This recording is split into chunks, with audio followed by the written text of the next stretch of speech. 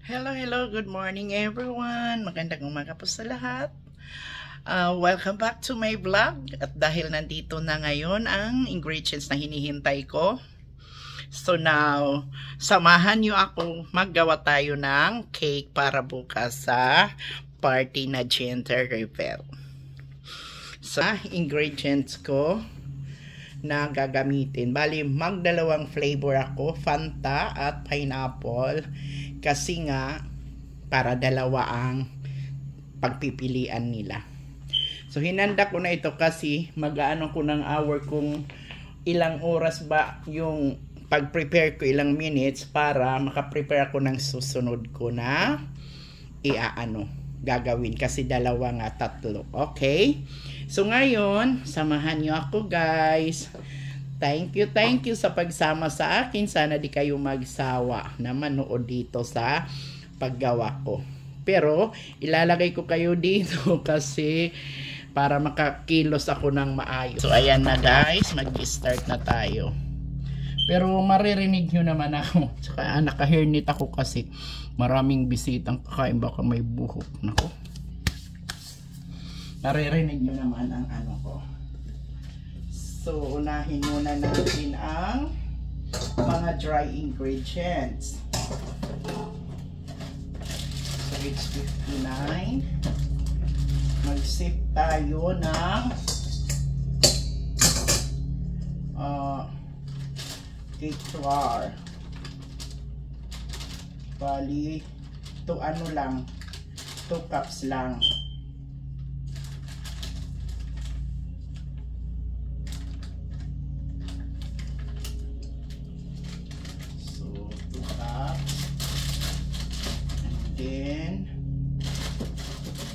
Okay. Isisip natin ito. Naririnig nyo ba ako?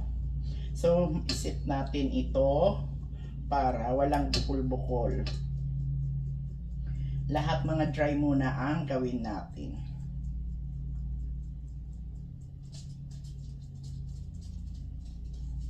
Kasi para malinis ang pino ba pino. Tapos, dito naman sa sugar. Maglalagay tayo ng half na sugar dito sa butter.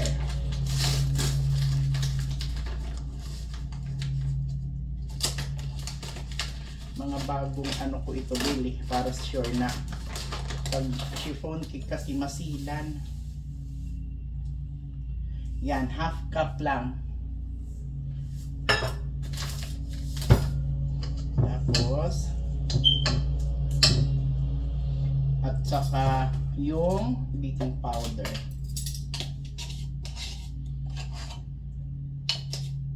One and a half lang para hindi pumait. Tapos sip din natin. And ngayon naman dito naman tayo sa liquid. Bago natin lagyan ng liquid, i-ano muna natin, ganon, yung mga dry, i-mix natin para lahat ay nandito.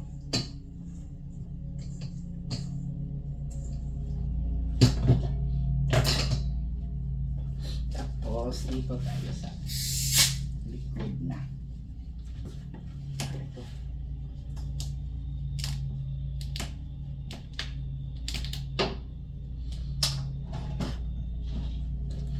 Maglagay lang tayo ng 1/2 ng flavor kung anong flavor ang gusto mo.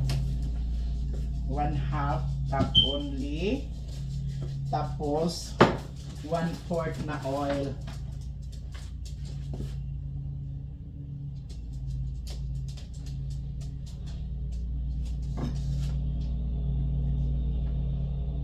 Kahit anong oil, vegetable oil, canola oil. Basta yan. Tapos, i-mix muna natin bago tayo mag-ano ng ating egg. Para medyo na siya masaba. So, sa egg naman, yung paghihiwalay sa puti at sa sa pula. Gumagamit lang ako ng ano, mayroon tayo dito na yung panghiwalay ba, pero hindi ako gumagamit kasi mayroon ako dito panghiwalay pero hindi ako gumagamit kasi natakot ako baka hindi mahulog yung pula, sayang. So ito na lang, mas kampante ako dito sa mano-mano, ito nakasanayan ko sa Pilipinas. So bali 7 lang ang gagawin natin, pero yung egg yolk ay 7 para hindi magbigat, pero yung egg white ay gawin nating 8 para mataas siya. Ganyan lang. Para hindi ako magkamali, nilalagay ko lang dito sa sa tray yung mga shells para nabibilang. Kasi minsan nalilito ako kung idiretso ko sa basurahan, nalilito ako kung ilan na yung nailagay ko. At least dito nakikita ko yung mga lagayan ng mga egg shells, yun ang binibilang ko. Kaya pag ganito marami akong ginagawa, kunting na lang, nakagagawa naman ako ng lychee flan.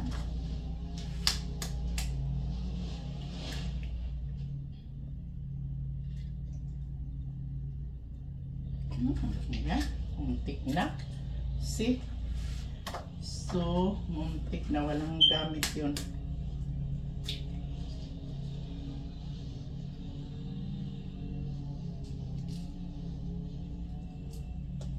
Iubos natin. So, ayan na.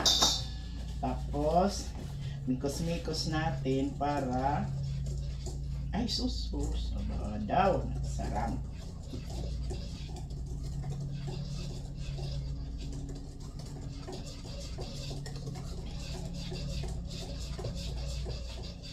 Kailangan walang mga bagtik.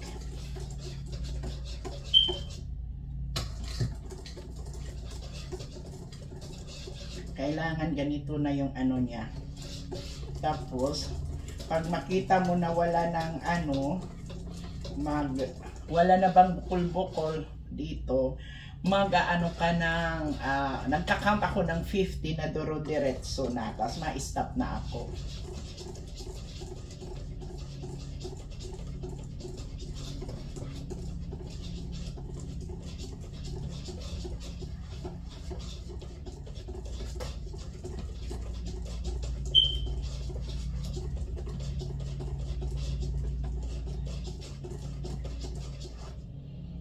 Huwag sobrahan kasi minsan pag sobra hindi maayos yung parang matigas. Tapos maglagay tayo ulit dito ng sugar para sa igway. 3/4 lang, 3/4 cups para hindi masyadong matamis. Kasi nakakaumay naman yung masyadong matamis. So dito na tayo sa paggawa ng egg white. Yan. Medyo ganun pero baka mahulog. O dito na lang kaya. Yan pala. Pwede dito. So pasensyahan nyo na ha kasi maingay ito ng 5 minutes.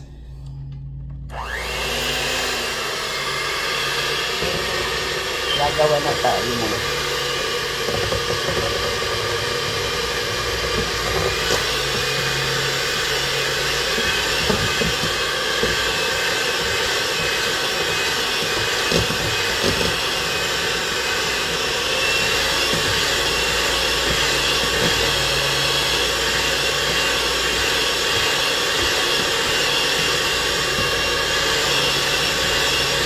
Gradual lang yung paglagay ng dapat pala kasi against the light.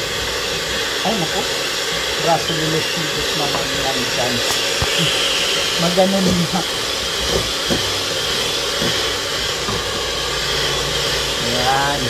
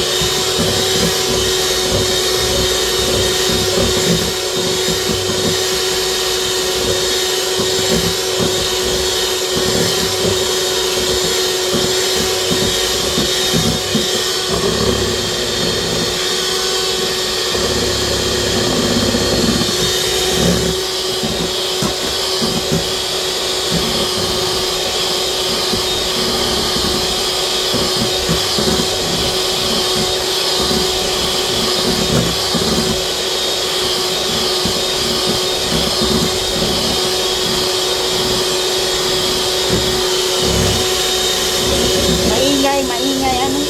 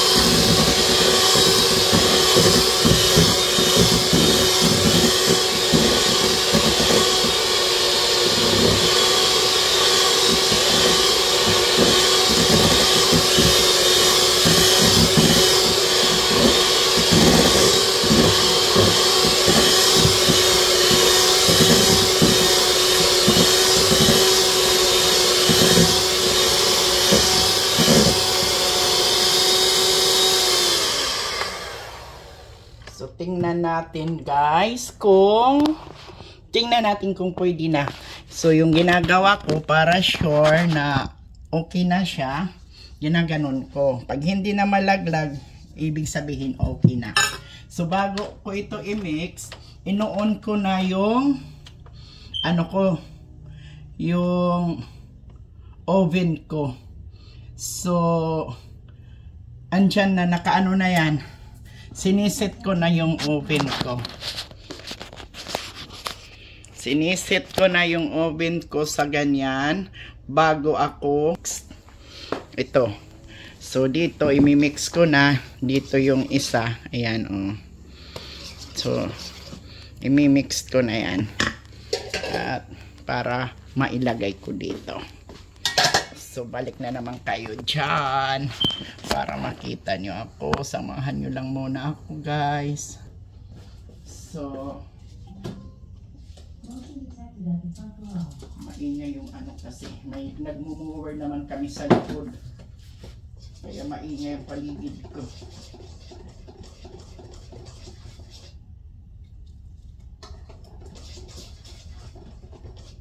Okay, ganyan na yung consistency niya.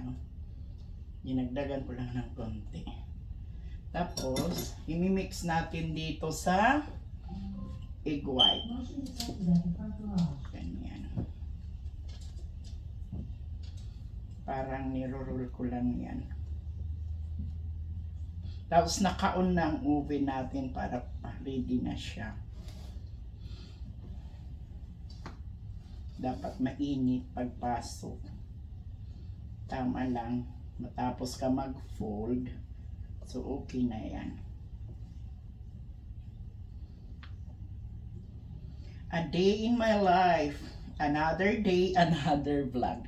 Kumusta po kayong lahat? Shout out doon sa mga sinashout out kung palagi na ako masyadong magsalita kasi matalsik ang laway.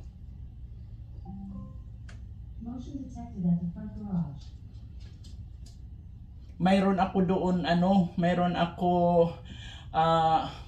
may nilagay doon na delivery, hindi ko pa nakita kasi hindi man pwedeng iwanan ko ito. Mamaya na.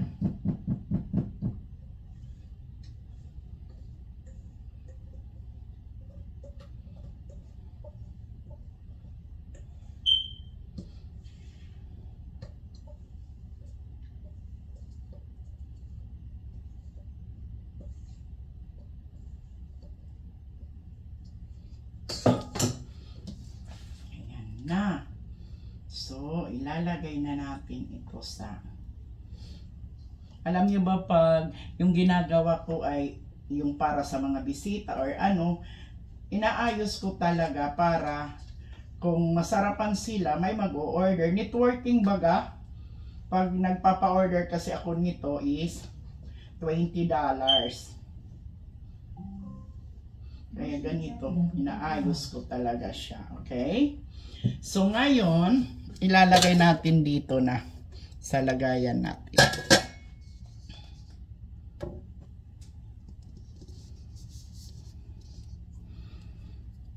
Mahirap, hindi ako nakakabili ng ng holder ba? Ano ba yan? Stand para kitang-kita niya. Sorry lang. Maalanganin kasi ako bibili. Mahal. Hindi pa naman tayo ng income. Kahit may na yung ibang vlog ko, may ads.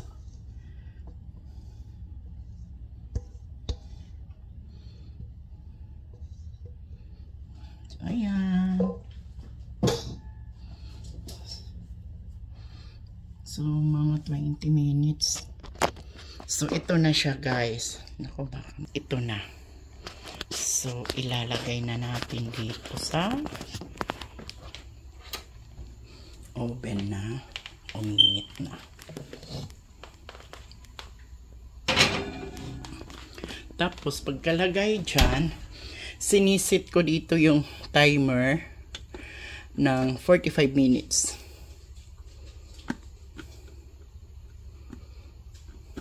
Start na yan. So ito, tapos na. Hugasan ko na. At ayun, tapos na yung unang salang natin. Salamat guys sa panonood. Alam kong hindi muna natin kailangan yan tapusin kasi matagal yung 45 minutes. Habang mahaba na yung Of course, na lang ako, magpo-post na lang ako kung ano ang resulta. Salamat sa lahat ng mga nanonood. Di ko na kayo isa-isahin ngayon kasi kanina nag-isa-isa na ako sa inyo. Importante, salamat sa panonood sa vlog ng senior citizen na nandito sa Florida, nakikibaka. Ipakita ko muna sa inyo kung ano ba ang dumri. Oh, para na naman ito kay baby si yung sawi pa man ito. Wala pa yung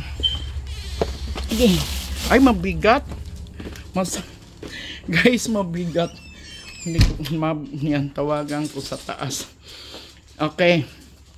So, tika ma-shoutout Ma'am Grace, Daisy Agustin, Reno Meron, my brother, Sir Milvin, mga kapatid ko, si Mary Ann at saka si Melissa, kay Raya, mga pamangking ko, Hannah at Carl, sa anak kong si Mal, sa apo ko, si Nirvana, si Flynn at si Press, paulit-ulit, at saka sa Arado Legends, especially kay Robel, my sisi, and other mother. Okay, at sa lahat ng mga friends ko, thank you sa panonood. God bless us all. Tulad ng sabi ko, always makontento para happy, like Manay, happy lang kahit walang trabaho, walang pera, basta happy. Ayun, kaya sabi ko nga, pag iba ang kumakain, mas masarap yung luto ko. Inaayos ko kasi parang networking baga, para kung magkasarapan sila, ma-order. Ganyan lang naman, makatikim sila, ma-order.